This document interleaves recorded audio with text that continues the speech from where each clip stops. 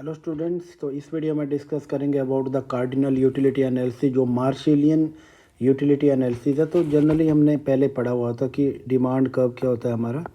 Demand demand curve slopes downward. ठीक है, तो हमारा डिमांड कर्व किस तरह से बनता है, ये मैं यहाँ पे एक डिमांड कर्व ड्रॉ कर रहा हूँ। ठीक है, और इसकी स्लोप क्या होती है, इसके डाउनवर्ड स्लोपिंग डिमांड कर्व है हमारा। ठीक है, तो ये डिमांड कर्व डाउनवर्ड स्लोपिंग क्यों होता है, इसके भी दो रीज़न, दो तरह की एक्सप्लेनेशन हमारे सामने आ जाती है। मेनली प्राइमरीली ये दो तरह की एक्सप्लेनेशन है, एक कार्डिनल यूटिलिटी थ्योरी है, दूसरी हमारी इंडिफरेंस कर्व एनालिसिस या फिर ऑर्डिनल थ्योरी बोलते हैं हम। ठीक है, तो सबसे पहले हम कार्डिनल थ्योरी की बात करेंगे। ठीक है, कार्डिनल थ्योरी की बात करेंगे, और कार्डिनल थ्योरी किसने दी थी, ये मार्शल ने दी थी। ठीक है, ये मार्शलियन थ्योरी भी बोलते हैं इसे। ठीक है, तो यहाँ तक आपको क्लियर है। अब यहाँ पे देखेंगे कि ये मार्शल का थ्योरी क्या बोलता है कि डिमांड कर्व डाउनवर्ड स्लोपिंग क्यों होता है। तो सबसे पहले आपको मार्शल की थ्योरी समझना है, तो आपको कुछ एजम्पशन आपको देखनी पड़ेगी कि मार्शल थ्योरी में एजम्पशंस क्या होती है। तो एजम्पशंस क्या है मार्शल थ्योरी की, तो सबसे पहले मार्शल थ्योरी की एजम्पशन है कि कार्डिनल मेजरेबिलिटी ऑफ यूटिलिटी। ठीक है, तो ये क्या बोलेंगे हम, कार्डिनल कार्डिनल मेजरेबिलिटी। ठीक है, ऑफ यूटिलिटी। तो ये क्या बोलता है कि आप यूटिलिटी को एक 1 2 3 इस तरह क्वांटिटी में आप मेज़र कर सकते हैं। तो कुछ इकोनॉमिस्ट है जो कि मार्शल की सपोर्ट में है, तो इसे क्या कहते हैं, वो इस यूटिल को यूटिल के नाम से बोलते हैं। ठीक है, यूटिल यूटिल एक एक यूनिट है, इस यूनिट में हम यूटिलिटी को मेज़र करते हैं, जबकि मार्शल ने यूटिलिटी को मनी टर्म में मेज़र किया था। मार्शल ने किस में किया था, तो मार्शल ने किस में किया था, मार्शल ने मनी टर्म में किया था। ये मनी टर्म में यूटिलिटी को मेज़र किया था, और कुछ इकोनॉमिस्ट थे जिन्होंने यूटिल के टर्म में किया था।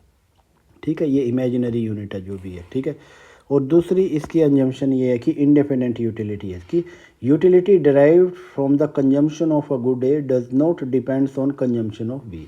ठीक है, तो इसको मैं कैसे लिखूँगा, ये इंडिपेंडेंट यूटिलिटी है। ठीक है, इसको मैं ऐसे भी बोल सकता हूँ कि यूटिलिटी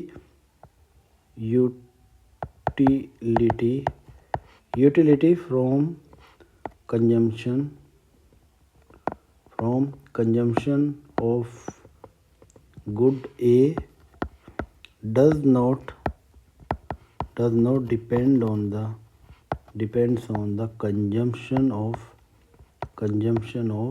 गुड बी। ठीक है, यहाँ पे चीज़ें समझो कि आप एक गुड का कंजम्पशन कर रहे हैं, गुड ए का कर रहे हैं, तो उसका जो यूटिलिटी है आपका बी पे डिपेंड नहीं कर रहा है। आपकी जो भी यूटिलिटी आप डिराइव करेंगे वो ए से ही डिराइव कर रहे थे, बी से नहीं करेंगे। ठीक है, और इसकी जो आगे एक इम्पोर्टेंट एजम्पशन है इनकी कि इन्होंने बोला कि मार्जिनल यूटिलिटी ऑफ मनी, किसकी, मनी का जो मार्जिनल यूटिलिटी है वो कांस्टेंट रहता है। ठीक है, कि ऐसा नहीं है कि आपकी मनी इनकम इंक्रीज़ हो जाती है तो उसके साथ आपकी मनी की यूटिलिटी कम हो जाती है, उसका इम्पोर्टेंस कम हो जाता है, जो जनरली बहुत सारी गुड्स के साथ होता है। ठीक है, क्योंकि मनी के थ्रू ही आप यूटिलिटी को मेज़र करेंगे। अगर मनी का यूटिलिटी कांस्टेंट नहीं है तो दूसरे में आप उसको अच्छे से उसकी वैल्यू को मेज़र नहीं कर सकते। ठीक है, और दूसरा यह इंट्रोस्पेक्शन मेथड होता है कि आप यूटिलिटी क्या है, इंट्रोस्पेक्शन मेथड के through.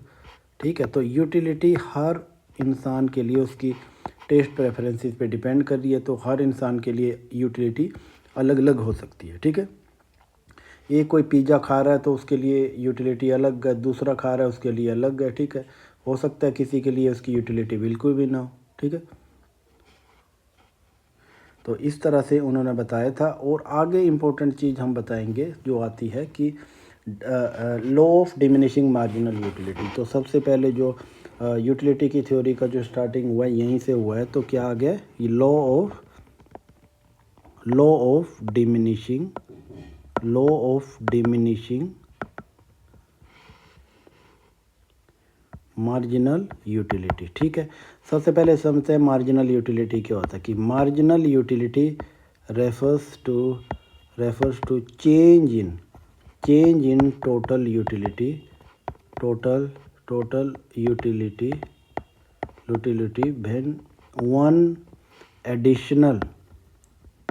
when one additional unit of commodity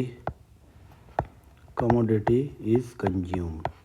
ठीक है, बिल्कुल ही सिंपल है ये। ठीक है, जब आप किसी भी गुड का एक एडिशनल यूनिट कंज्यूम कर सकते हैं तो उससे जो यूटिलिटी में चेंज आता है उसको मार्जिनल यूटिलिटी बोलते हैं। ठीक है, तो मार्जिनल यूटिलिटी क्या हो गया, एक एडिशनल कंजम्पशन से जो आपकी टोटल यूटिलिटी में चेंज आ रहा है वही आपकी क्या हो रही है, वही आपकी मार्जिनल यूटिलिटी है। ठीक है, तो ये मार्जिनल यूटिलिटी काफ़ी इंपॉर्टेंट है। तो अब मार्जिनल यूटिलिटी को आप ऐसे भी लिख सकते हैं। और आप जैसे जैसे कंजम्पशन, जैसे आप 1 यूनिट पिज़्ज़ा का कंज्यूम कर रहे हैं, हो सकता है कि आपको उससे 20 यूनिट आपको यूटिलिटी मिल रहा है 20 के इक्वल। ठीक है, आप दूसरा कर रहे हैं तो उस एडिशनल से हो सकता है कि आपको 15 नहीं मिले, थर्ड हो रहा है तो हो सकता है उससे आपको 10 नहीं मिले, फोर्थ है उससे आपको 3 मिले, ऐसे कुछ भी हो सकता है। तो ये देखो, हर एडिशनल यूनिट से जो एक्स्ट्रा यूटिलिटी मिल रही है वो डिक्रीज़ होती जा रही है। ठीक है, क्योंकि हमारी डिमांड जैसे जैसे सेटिस्फाई होती जाती है तो हम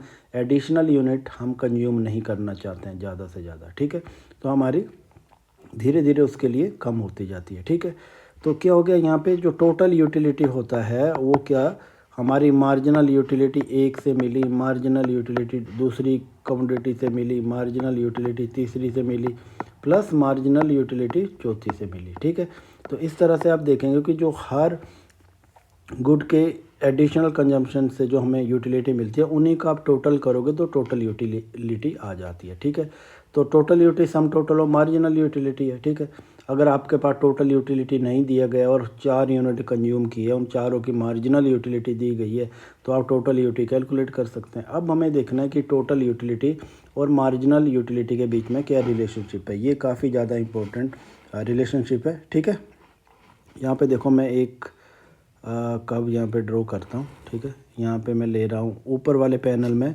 मैं ये टोटल यूटिलिटी लूँगा। ठीक है, और नीचे वाले पैनल में क्या लूँगा, मार्जिनल यूटिलिटी लूँगा। ओके, यहाँ पे बिल्कुल कंफ्यूज नहीं होगा। देखो यहाँ पे ये टोटल यूटिलिटी जा रही है, मैं इसको ऐसे कर देता हूँ। ठीक है, इसको TU से डिनोट करता हूँ। ठीक है, और एक यहाँ पे मैं ये करना मार्जिनल यूटिलिटी की जो मैंने बात की आपके साथ कि मार्जिनल यूटिलिटी हमेशा गिरती जाती है। ठीक है, ये एक्स कमोडिटी ले लेता हूँ मैं यहाँ पे, और यहाँ पे मैं यूटिलिटी ले लेता हूँ। ठीक है, और यहाँ पे भी यूटिलिटी है, ये टोटल है। ठीक है, ये एक्स है। ठीक है, ये YOX। ठीक है, अब यहाँ पे मार्जिनल यूटिलिटी देखो, यहाँ पे मार्जिनल यूटिलिटी जैसे कम होती जा रही है। देखो ये नीचे गिर रहा है तो मार्जिनल यूटिलिटी कम हो रही है पर नेगेटिव नहीं है। ठीक है, जब ये इस पॉइंट पे आ जाएगी, ए वाले पॉइंट पे आ जाएगी तो मार्जिनल यूटिलिटी 0 हो जाएगी।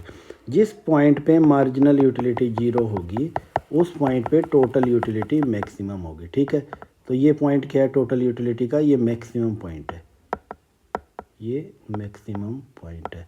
क्योंकि मैंने आपको पहले भी बताया था कि जो टोटल यूटिलिटी होता है, देखो टोटल यूटिलिटी तो मार्जिनल यूटिलिटी 1 2 इस तरह से मार्जिनल यूटिलिटी n इन सब का टोटल करके ही आता है। जब तक ये मार्जिनल यूटिलिटी पॉजिटिव है, ठीक है, जब तक ये पॉजिटिव वैल्यू है तब तक टोटल यूटिलिटी इंक्रीज़ होती जा रही है। देखो यहाँ पे देखो, मैं यहाँ पे एक B पॉइंट बना देता हूँ। ठीक है, यहाँ पे मैं C पॉइंट बना देता हूँ, यहाँ मैं D पॉइंट बना, तो इन सब लेवल पे मार्जिनल यूटिलिटी तो नीचे की तरफ डिक्रीज़ हो रही है पर ये पॉजिटिव है।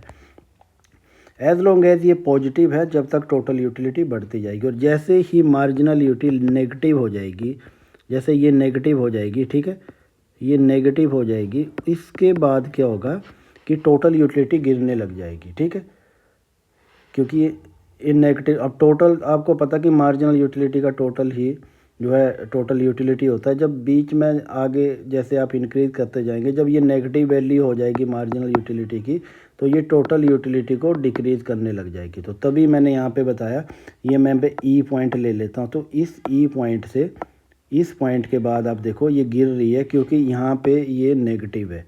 ठीक है। तो मार्जिनल यूटिलिटी यहाँ पे नेगेटिव हो गई, ठीक है। आई होप कि ये रिलेशन आपको पूरी कम्प्लीटली आपको क्लियर है। तो आगे चलते हैं, आगे देखेंगे कि किस तरह से अब इक्वी मार्जिनल यूटिलिटी का रूल एप्लीकेबल होता है। एक यहाँ पे मैं बताता हूँ कि ये EQI okay, equi marginal utility का क्या रूल है, ठीक है।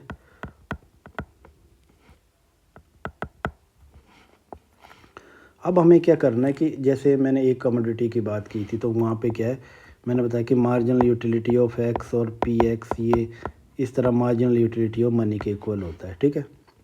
अब यहाँ पे देखो कि दो कमोडिटीज़ है, तो वहाँ पे ऐसे क्या करना है, उसके लिए ज़रूरी है कि तो जो पर यूनिट एक्सपेंडिचर जो होता है, marginal utility in terms of per unit of money spend must be equal across the goods. जैसे मैं यहाँ पे करूँ कि marginal utility in terms of price, per unit of price should be equal to marginal utility of Y और उसका price, ठीक है। प्राइस के मतलब $1 खर्च करने से आपको एक्स की जितनी यूटिलिटी मिल रही है, $1 खर्च करने पे या रुपीज़ खर्च करने पे वाई का भी मार्जिनल यूटिलिटी आपको उतना ही मिलना चाहिए, ठीक है। और ये किसके इक्वल होंगे, ये मार्जिनल यूटिलिटी ऑफ मनी जो कि कांस्टेंट है, ठीक है। तो यहाँ तक ये चीज़ आपको समझ आ जानी चाहिए, ये डायरेक्ट क्वेश्चन आ जाता है, ठीक है। अब यहाँ पे मैं एक आपको एग्जांपल और देता हूँ। जैसे मैं यहाँ पे क्या लिख देता हूँ, आपको मार्जिनल यूटिलिटी ऑफ एक्स 40 है, ठीक है, और प्राइस यहाँ पे 2 है, ठीक है। और यहाँ दूसरी जगह मैं क्या कर देता हूँ कि मार्जिनल यूटिलिटी आपकी वाई की 30 है, ठीक है, और इसका प्राइस 1 है, ठीक है। तो इस सिचुएशन में क्या देखोगे कि अब ये बड़ा है इससे, ठीक है। अब यहाँ पे देखो, अब इक्विलिब्रियम तो नहीं है, अब इक्विलिब्रियम कैसे एस्टेब्लिश होगा, ठीक है। यहाँ पे देखो कि आप यहाँ पे सिंप्लीफाई करके भी आप ऐसे लिख सकते हो, ठीक है, ये मैंने लिख दिया। तो यहाँ पे देखो, जो पर डॉलर खर्च करने पे जो मार्जिनल यूटिलिटी वाई से मिल रही है वो एक्स की तुलना में ज़्यादा है, ठीक है। तो पर डॉलर खर्च करने पे, स्पेंड करने पे जो मार्जिनल यूटिलिटी वाई से मिल रही है वो ज़्यादा है किसके कंपैरिजन में, marginal utility of X in terms of per dollar. तो इस सिचुएशन में क्या होगा कि increase in the consumption of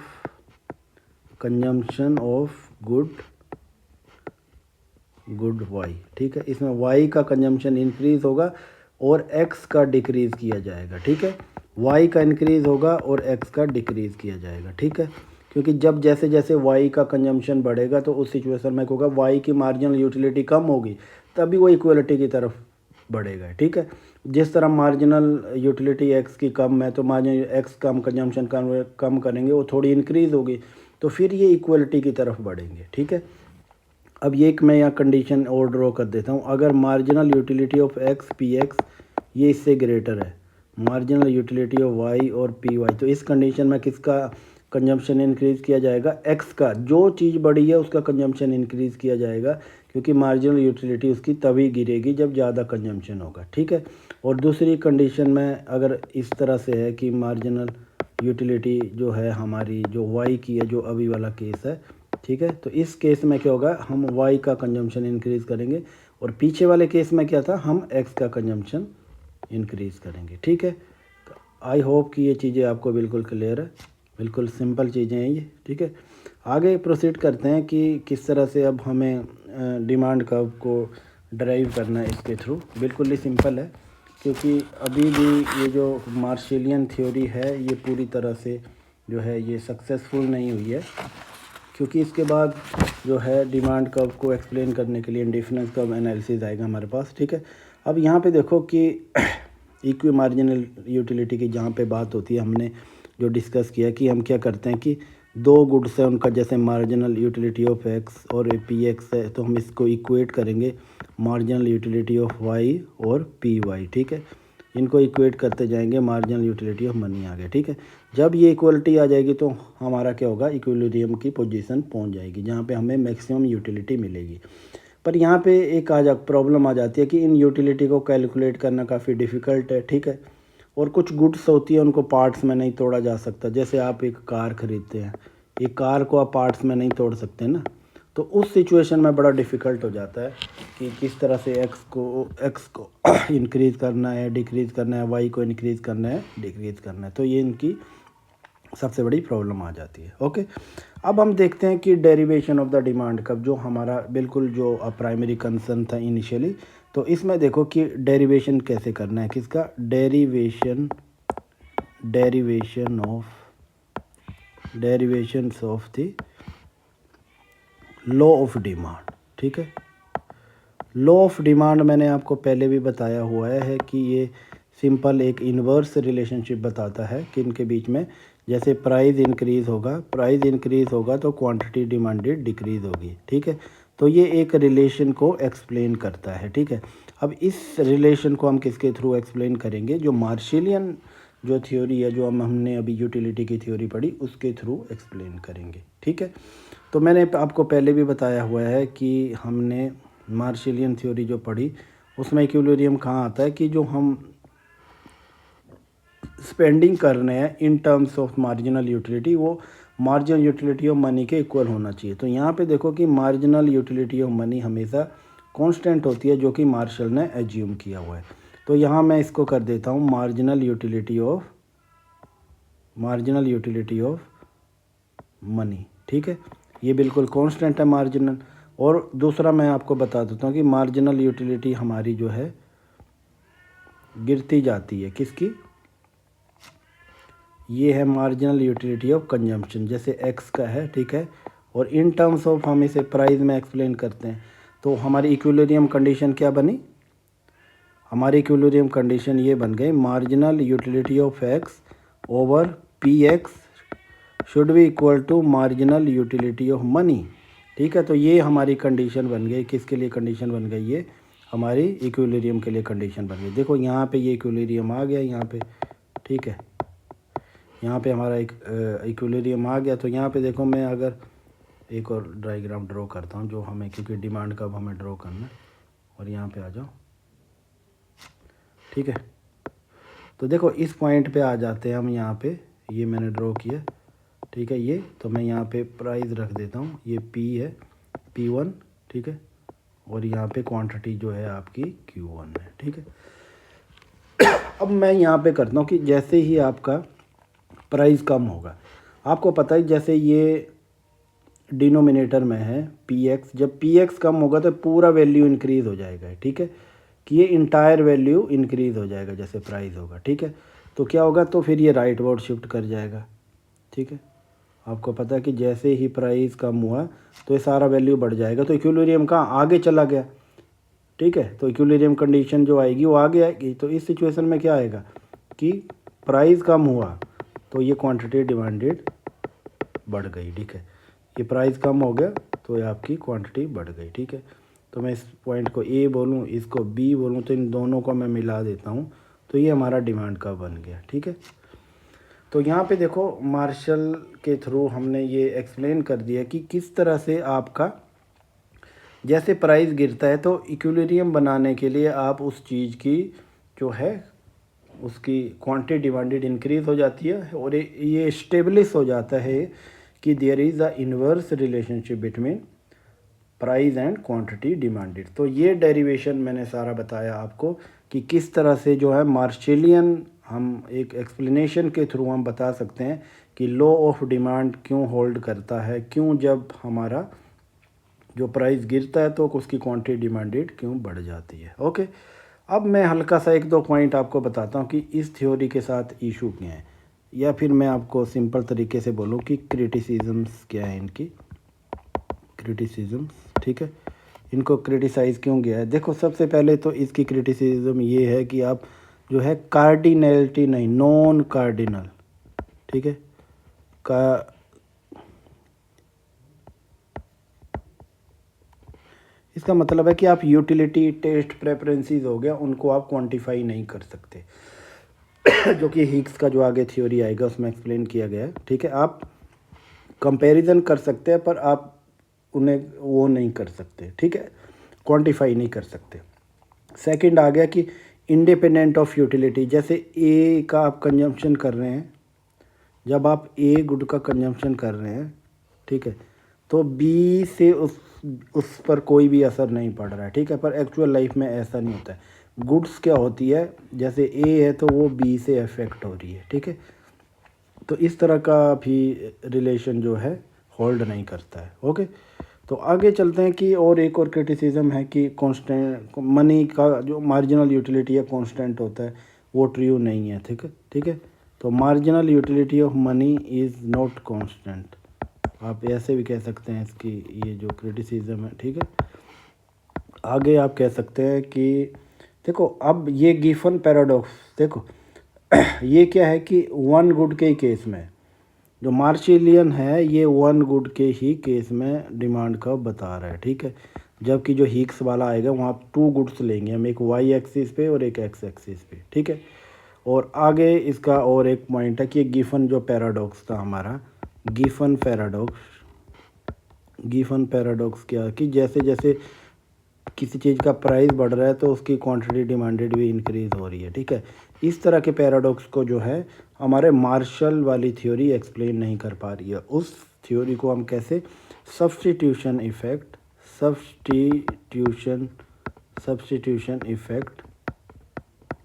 and हम जो है इनकम इफ़ेक्ट,